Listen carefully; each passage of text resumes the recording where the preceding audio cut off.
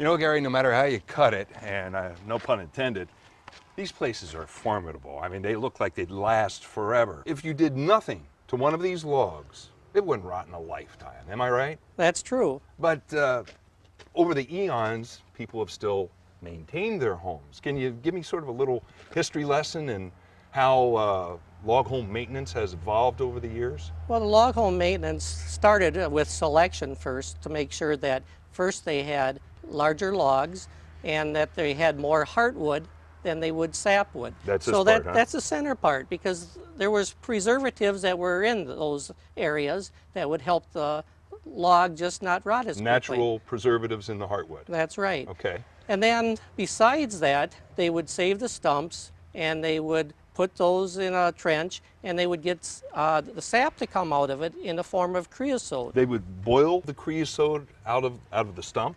That's true. That's where it comes from. Because there was so much of that pitch and whatever in the stumps of white pine. So they would get the tar, which would be the creosote in, and then they would thin that with turpentine, and they would use that in problem areas.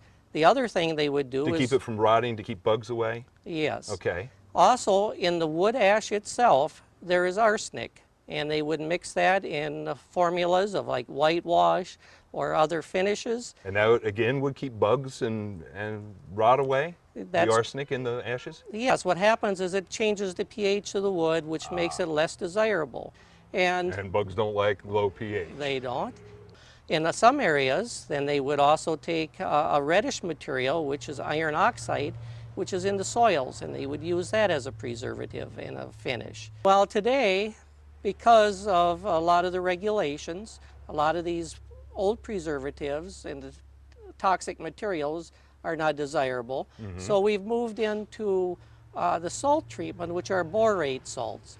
And they enter the wood and they work the same way, lowering the pH and causing also, if insects are boring in, that fine borate powder gets into their intestines and they starve to death. And they're all done. So what I'm hearing is we've got rid of things that stink or have since become illegal, but basically we're doing the same thing over and over. So the more things change, the more they stay the same, right? That's right.